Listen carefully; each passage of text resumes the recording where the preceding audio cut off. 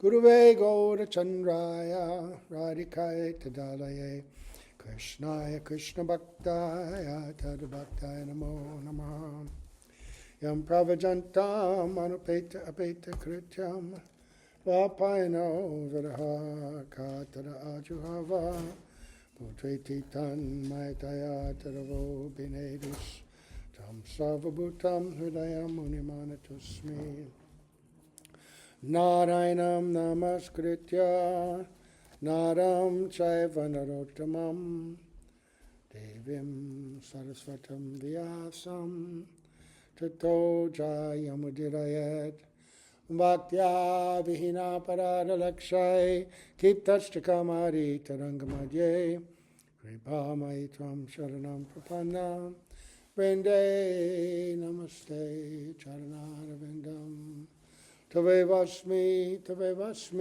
Najivami Tvaya Vina Iti Vigyaya Radhe Tvam Nayanam Charanandike Vancha Kalpatarubhascha Kripa Sindhubhyevacha Patitanam Pavanebhyo Vaishnavebhyo Namo Namaha. So we're still going to read some from this The Holy Dust of Braj book, Discourse on Kesava Vrata and Chandan Yatra.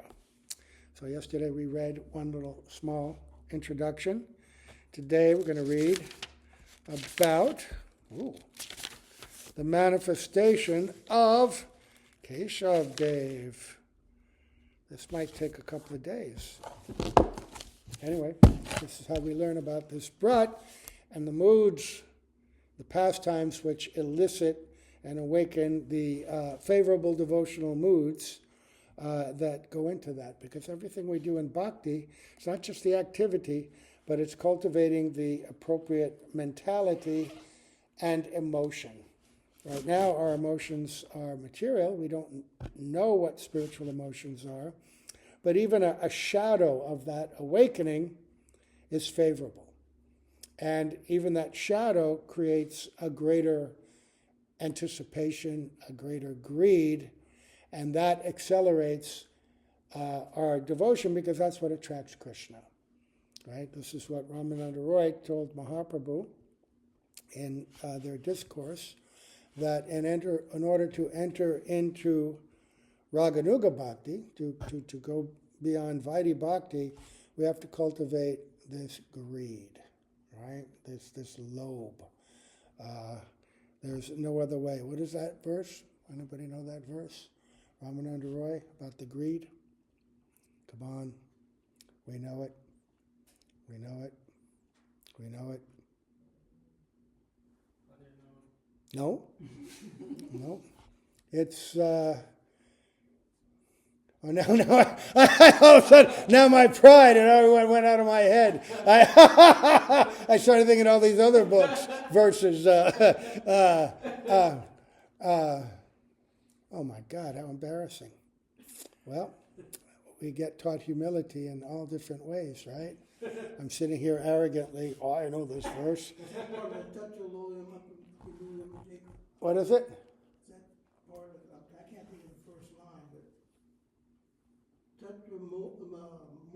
Yeah, that's the hook line. Tatra loyam apimulyam ekalam janmakoti sukrataya nalabhyate. That loyam means greed.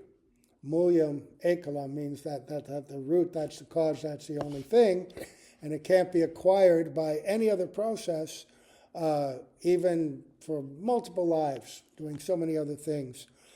Greed awakened by hearing Krishna's pastimes, by there you go, Garutama, the OG, the old godbrother. Krishna Bhakti Rasa Bhavatamati Kriyatam Yadikatopi Labjate Tatra Lolyam Api Mulyam Ekalam Janmakoti Sukratar Nalabjate. Right. So, let's awaken some greed in our heart. How did Swayam Bhagavan Kesava Dev manifest in Braj? This is his Kesava Vrata, right? Krishna's great-grandson, Vajranabh, saw that no one in Dwarka wants to listen to the Brajbasis' names chanted. If anyone from Dwarka listens to the pastimes of Braj, they become jealous. It's a transcendental jealousy. And like the queen's speaking with Narad Muni, Brihad Bhagavatamrita. Oh, you say we're the greatest devotees, but actually, if we are, then why is Krishna remembering the gopis, calling out their names in his sleep, even while in our bed at night together? How can you say that? Right? Feeling greatly disappointed and dejected, Krishna's principal queens, Rukmini and Satyabhama, confided in Mother Devaki. Krishna doesn't sleep the whole night. Throughout the entire night, he only cries, Radhe, Lalita, Vishake. What strength do these cowherd girls have that they are able to control Krishna? Krishna does not eat or sleep. He is only crying and crying. He doesn't even look at us. Not even once does he say, Oh Rukmini, oh Satyabhama, how are you? He does not even ask about us. He only remembers the Braja Devis. Right, and this is in his mood of separation. Of course he has relationships with his queens. These are described in the Bhagavatam, Krishna book. But he does hanker for the special moods of Braj. Remember the pastime when Rukmini is fanning him and he begins to say, oh, why did you even marry me? Nobody knows my caste. I have no qualities, and he begins to disparage himself in so many ways. You're so beautiful. If you reject me, Shishupal will take you back in a heartbeat. And then Rukmini is so distressed that she faints. And when Krishna takes her in his arms and pacifies her and gently tells her, oh, I didn't mean to disturb you. Of course, I'm not asking you to leave me. It's just that in Vrindavan, I used to have these kind of conversations with my gopis. And then they would argue back and say different things. And we would have a love quarrel. And I wanted to have that kind of love quarrel with you. But I know it's not possible. So please forgive me. Right? So Krishna's heart was aching in separation from his dear most beloveds and companions of Braj. In Dwarka, Krishna suffered in this separation for over 100 years. Morosi thought, I cannot change the heart of even one person here. Baladev Prabhu embodies all Guru Tattva. He is Sandhini Shakti and non-different from my very self. Yet I see that no one here even prays to Baladev Prabhu to understand this Braj Ras or to receive it in their hearts.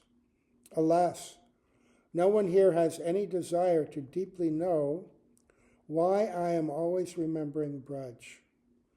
No one even asked Baladev Prabhu this question, and he was constantly there with me in Braj. They don't want to know the glories of Braj. One day I saw that out of great difficulty, the queens asked Rohini Mata, why is Krishna always suffering in separation from the Brajbasis? But they did not inquire from Guru, from Baladev Prabhu. They do not have faith in the Brajbasis. They don't want to listen. So how can they become dear to me? Krishna named his great-grandson Vajranab as a token of his constant remembrance of Braj, and as a special blessing upon that grandson. When the Yadu Vamsis of Dwarka came to Babas, they all killed each other. Their entire dynasty was completely destroyed. No one remained. By Krishna's will, only Vajranab and Uddhav were left. Now, only Vajranab and Uddhav were left alive after the battle. Krishna then instructed Uddhav, and Vajranab was also listening to Krishna's advice.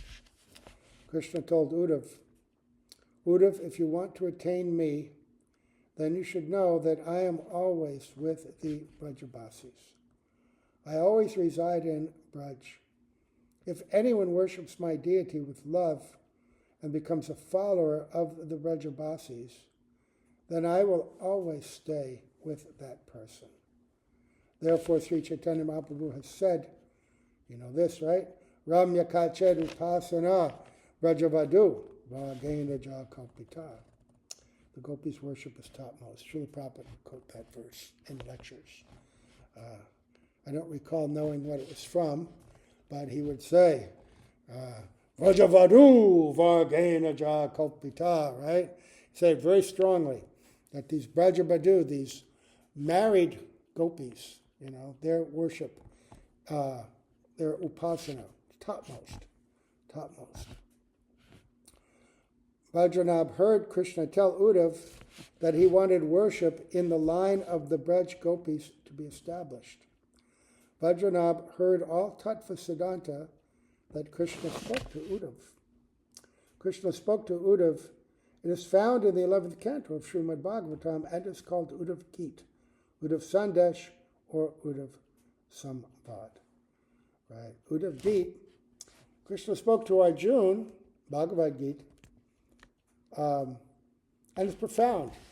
And in the minds of most students of Vedanta philosophy or Indian culture, they consider Bhagavad Gita to be the essence, the topmost. It's called Gita Upanishad because it contains the essence of all the Upanishadic teachings.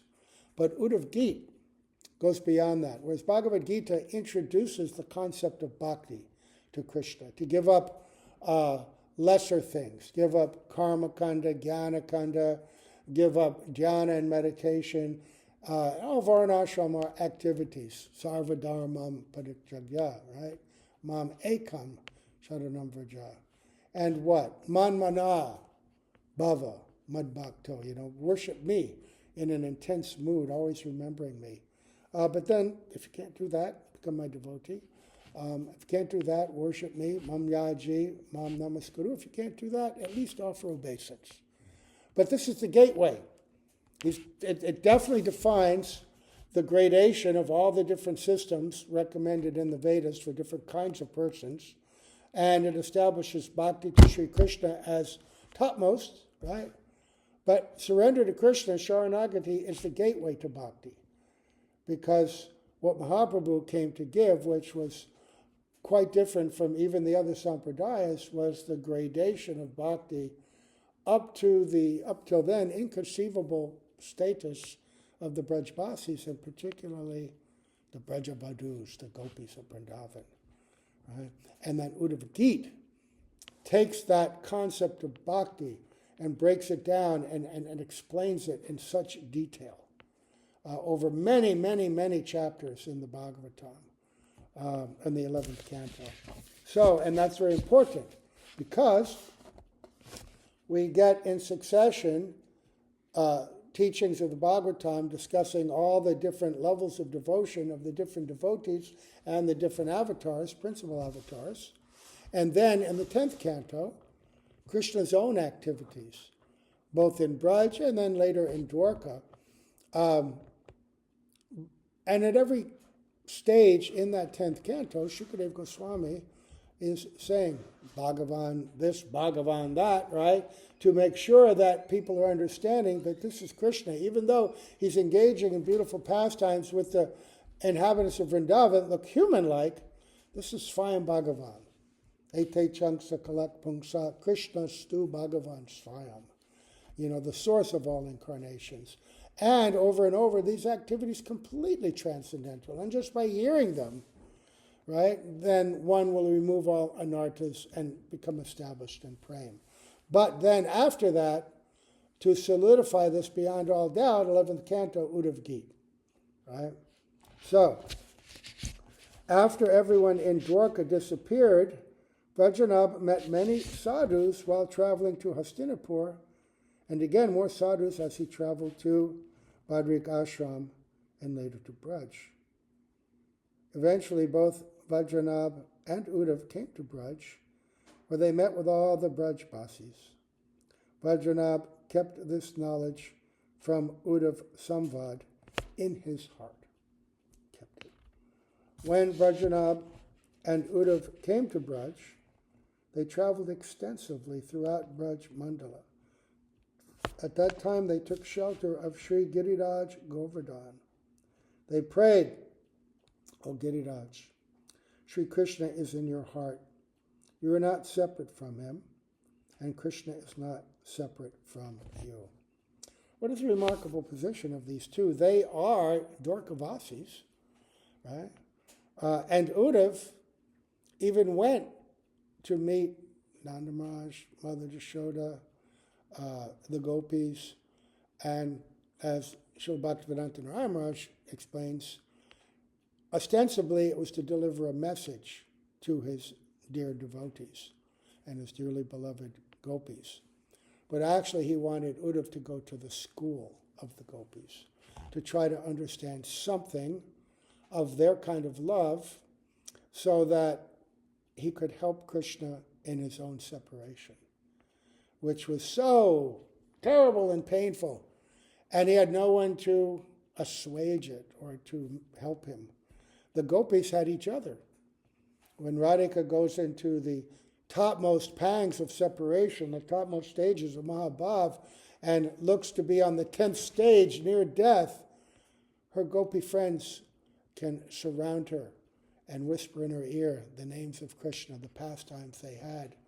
And in that chanting, she could have that special kind of meeting. And they could discuss with one another and soothe their aching hearts. But Krishna had no one. And so he was hoping that Uddhav could go to that school. And he did. And he recognized that their moods were the topmost, but he couldn't immerse himself in them. For many reasons. One, he's not in a female form. In order to really taste and experience and share them with Krishna himself, only those in female form. And in the female form of a gopi. Right? And also, his Stayabhav, his Ras, he's in Dasya, primarily. Even in Dwarka, even though people are as wives and friends, the mood of Dasya is there because the awareness of Krishna as Bhagavan is always there. So it's not Shuddha Sakya or Shuddha Vatsalya or Shuddha Madhura, Shringar. It's mixed with Dasya. So Uddhav has Dasya and he has friendship, right? He's a little younger than Krishna. He's his advisor, but he's also the topmost learned person in Dwarka, the disciple of Brihaspati. So if he could go and see this mood of the gopis and understand it for what it was, then who could refute what Uddhav said? Some will say that Dwarka is the topmost, right? Because there Krishna is in all of his splendor, showing himself as Bhagavan, but also in a broad range of relationships, even more than Lord Ram, certainly more than Lord Narayan. And yet it's understandable to people because he's still showing himself as God. Forearms and all kinds of displays of Aishwarya. Krishna's Aishwarya is there in Braj, but it's overwhelmed by the sweetness. So whereas in Dwarka, Krishna and Balaram alone can go out and defeat the armies of Jarasandha by themselves. Vast armies, bigger than the collected armies at the Battle of Kurukshetra. But they could defeat them by themselves. And so many other pastimes they displayed. But they were using weapons and mystic powers and all kinds of things. But in Dwarka, in Vrindavan, sweetness is there. So even when Krishna kills demons, he does it with his hands or his feet, sweetly. Like when he kills Aristasura. What does he do? Aristasura comes charging at him, grabs him by the horns, throws him, hundreds of yards away. The bull is knocked unconscious, gets up again, charges him again. Krishna rips out his horn and beats him with it. Then he jumps on his back and uses his feet to stomp the life out of him. Just like a washerwoman will stomp the clothes to wash out the water and the soap from them. And so it's done in a very sweet way. he's dancing on that fierce demonic body, right? Smiling. And the cowherd boys and Radhika herself, they're clapping their hands, Hari, Hari, enjoying. Sweet, though, sweet, sweet, sweet. What is that song? Is it by Bilva Mangal, the Madhura Mastakam? Or is it Jayadev Goswami? I think it's Bilva Mangal. Anyway, he's saying that everything about the Lord of Sweetness is sweet. Even the killing of his demons is sweet. Right? So, certainly opulence is there. But the mood of sweetness, it overwhelms, so the opulence doesn't create that sense that Krishna's Bhagavan. And even if that might awaken a little bit, like it did after Krishna lifted Govardhan Hill, some cowherd boys were thinking like that. Not boys, men, the associates of Nanda Maharaj. And Nanda Maharaj just laughed at them. So, Krishna's God? My son? Look, we admit he's done many, many wonderful things. But what did Garga Muni say? He said that, Lord Narayan would empower him. He's like Narayan, but he's not Narayan. Does Narayan steal? Does Narayan lie like my son? And when he gets hungry, he cries, demands to be fed all times of the day. Narayan doesn't act like that. He's aloof. He's Atmaram, Aptakam. Not my son, though.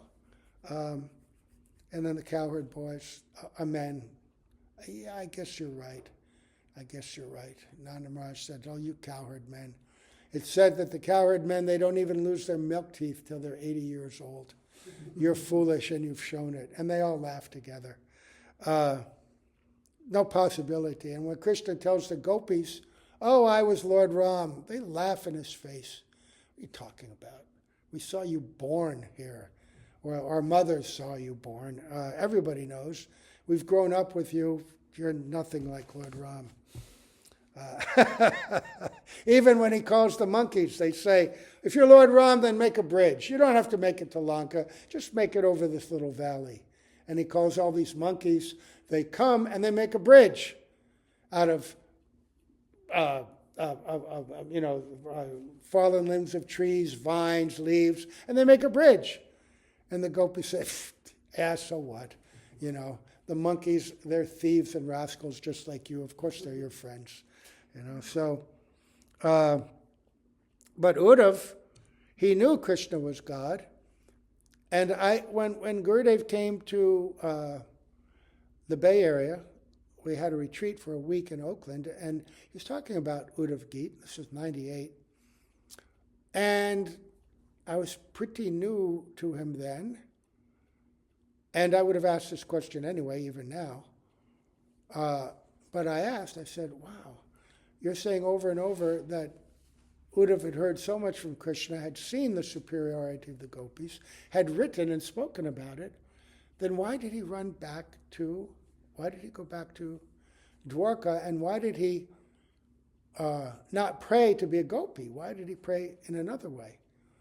And Srila Narayan Maharaj gave a big smile, and he laughed, and he said, because he couldn't understand the separation that he saw in them. It was so fearsome looking, so terrifying. When you see the symptoms of separation in great devotees, you don't know you can't understand it. And so he said he ran back to Dwarka, right? Or was he in Dwarka or Mathura? Anyway, he ran back. And that's true. I mean, one of my godbrothers, Gaur Govinda Maharaj, great devotee, one of Srila Prabhupada's moons. Srila Prabhupada had maybe a few moons. And at one point, he was in Mayapur, and he was in the midst of these incredible internal transformations. It went on over a month, and nobody could understand it at that time. No one was educated about all that. And his activities were like terrifying to behold. They thought he was haunted by a ghost. He would cry and shout and say all these things that nobody understood. Whenever a devotee would walk by, he would offer obeisance, bowing down. They would lock him in a room. They tried to get Ayurvedic doctors, just like Mahaprabhu. Put some oil on his head, do something. They even tried to chant mantras to eliminate the ghost. But when they did, their threads broke because there was no ghost. This is all this extraordinary Leela. So very hard to understand. Nobody but a pure devotee can understand really what is a Mahabhagavat and what are their moods. And even then, it may be confidential. And so what to speak of Krishna's confidential moods, how could Uddhava understand? So, but they were trying to. And they recognized that the gopis were topmost. And Brajanab also. And so they wanted to do something. Where is the heart of the Brajabasis? They are always near Sri Giriraj Govardhan. Krishna taught them that Giriraj Govardhan is the tilak of Braj. Brajanava tilakve kripta vedai sputam me. Oh, as we sing in the Sri Govardhan Vasa Prarthana Dasikam. He is the tilak of Braj and the heart of all the Brajbasis. He fulfills all the desires of the Brajbasis. The Brajbasis do parikram and offer bhog to Giriraj. They ask him so many things, and he fulfills all their desires. Krishna himself taught them how to worship Giriraj during the Anukut Mahotsav Govardhan Puja. Manasi Ganga is near Giriraj, as is Kusum Sarovar, Govinda Kund, Apsara Kund, Navala Kund, Surabhi Kund, Gulala Kund, Airavat Kund, Radha Kund. If you've done this parikram, every time I mention one of these, you'll remember that place as we go here and there. And that's why we go on the parikram, because once you've been there and taken the dust of these extraordinarily sacred places and pray to these holy titis to give their blessings. Oh, you who are eternally present in Krishna's Leela, you are part of that. You are servants of that Leela. Please bless me that I may also have that awakened in my heart. And once that prayer is there, it becomes established, very strong seed, and gradually, the real nature of that Dham will manifest and awaken in our heart, along with the pastimes that go along with them. So,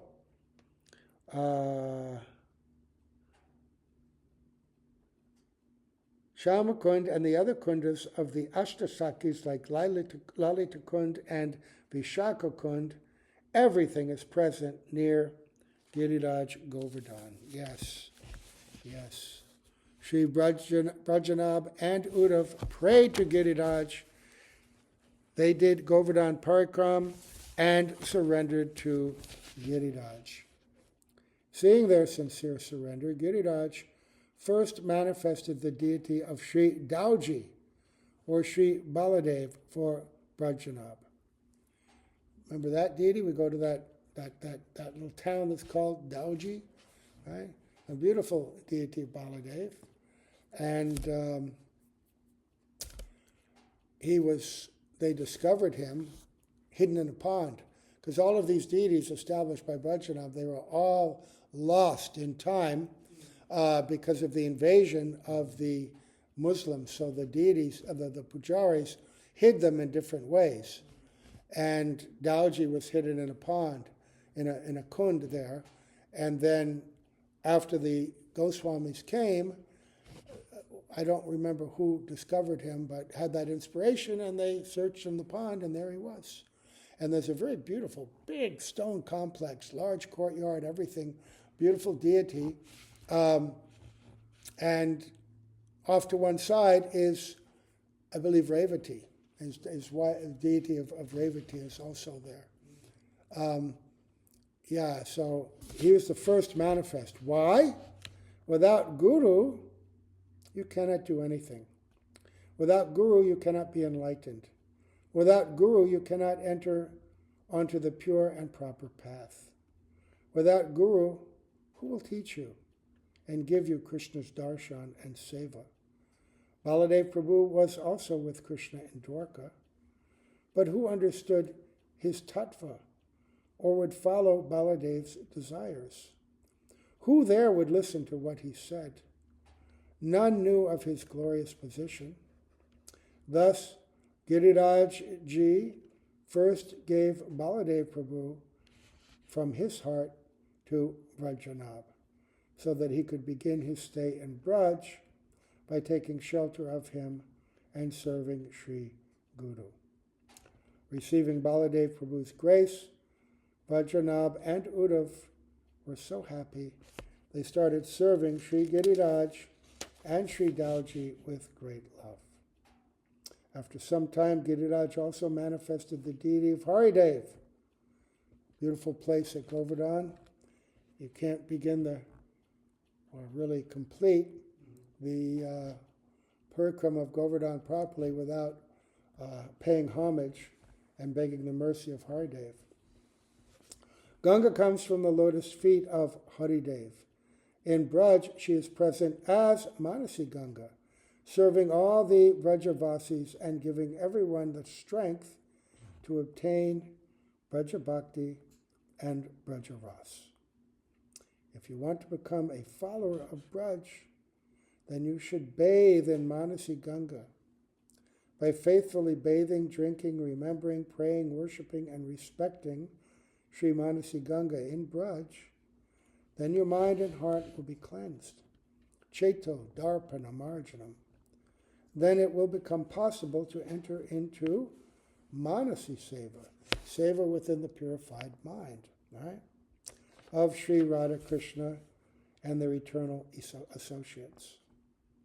Without bathing in Manasi Ganga, how will we become qualified to perform Manasi Seva?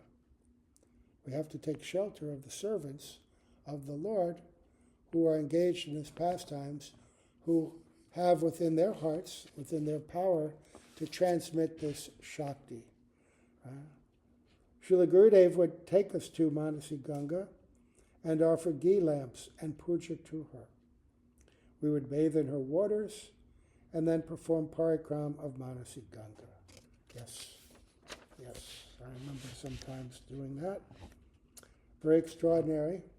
Even with our huge crowds, I remember when we were sitting there at the Shila of Govardhan, that's in Manasi Ganga, beautiful large place, and Gurudev was sitting right by there, and somehow, I don't know how I got right next to him. And yet the crowd was so intense and pushing. They were going to, I had to use all my strength and prayer not to be pushed into Gurudev and to everybody else, had to be like a wall. I had to pray to Giriraj for that strength, right? But beautiful. And then we would go outside that area to another place and he'd sit down and tell different pastimes, like the boat pastime and others, right? Very sweet, very sweet. So then, by faithfully bathing, drinking, remembering, praying, worshipping, and respecting Sri Manasi Ganga in Braj, then your mind and heart will be cleansed. Cheto, Darpana, Marjanam. Then it will become possible to enter into Manasi Seva of Sri Radha Krishna and their eternal associates. Without bathing in Manasi Ganga, how will you become qualified to perform Manasi Seva? And we would also go there at special night when everybody's offering lamps and all to Durga and everyone for material prosperity. We're offering to Manasi Ganga, the servant of Srimati Radhika, and praying for her mercy and blessings. Sri Gurudev would take us to Manasi Ganga and offer ghee lamps and puja to her. We would bathe in her waters and then perform parikram of Manasi Ganga. Sanatana Goswami is also present at Manasi Ganga in his bhajan stali near Chakaleshwar Mahadev. We go there too. In a little place you have to walk up onto this little platform just in front of this little special deity. And then nearby there is a little temple area, and it's sunken down a bit. We go in there, and that's one of the bhajan kutis of Sanatana Goswami. You can see. Ganga Devi will wash your mind and heart. She will make all unwanted obstacles dissolve. And she will give you adhikar to engage in Braja Seva. Therefore, Krishna manifested this Manasi Ganga. Maharaj Bhagirath called Ganga to purify and liberate his ancestors. With her appearance on Prithivi Loka, that's the earth, right? Any jiva can take the opportunity to immerse their body in her kind waters. But can your impurities go away just by bathing your body? How will the mind become clean? Now each person has so many impurities.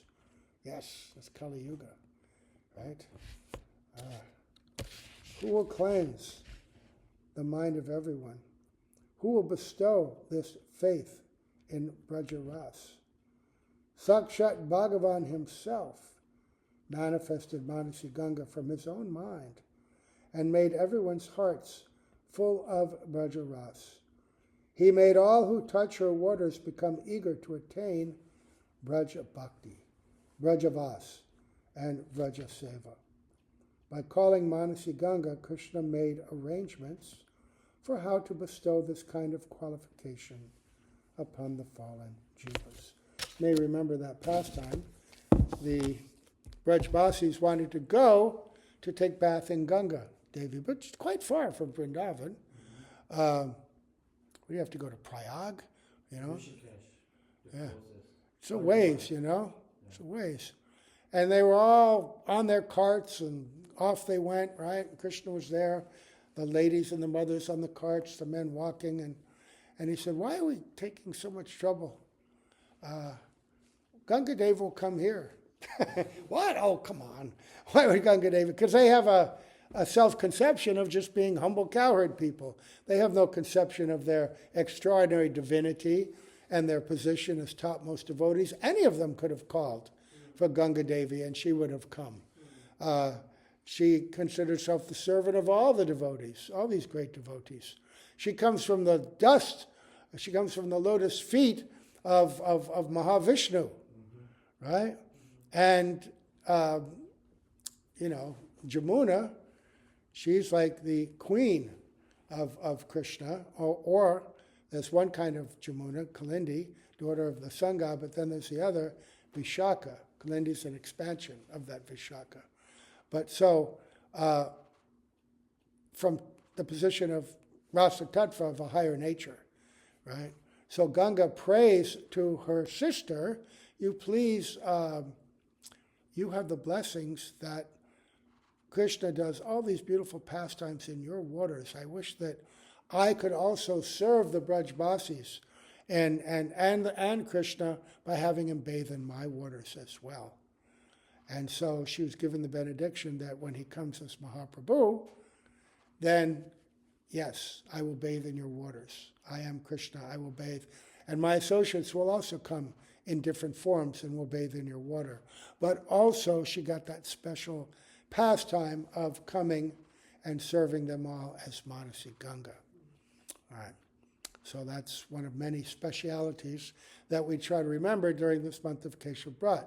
The other is we worship Tulsi in a special way with her astakam. So we're going to do our Guru Puja, and then we're going to do the Vrinda Devi Ashtakam and offer some incense and lamps. We'll combine them together. So stop here. Go Premanande Haribo.